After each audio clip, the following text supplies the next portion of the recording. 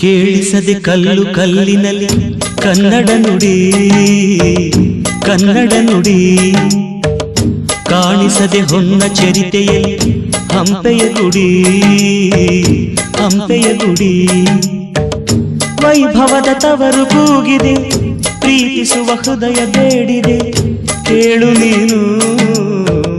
ಕೇಳಿಸದೆ ಕಲ್ಲು ಕಲ್ಲಿನಲ್ಲಿ ಕನ್ನಡ ನುಡಿ ಕನ್ನಡ ನುಡಿ.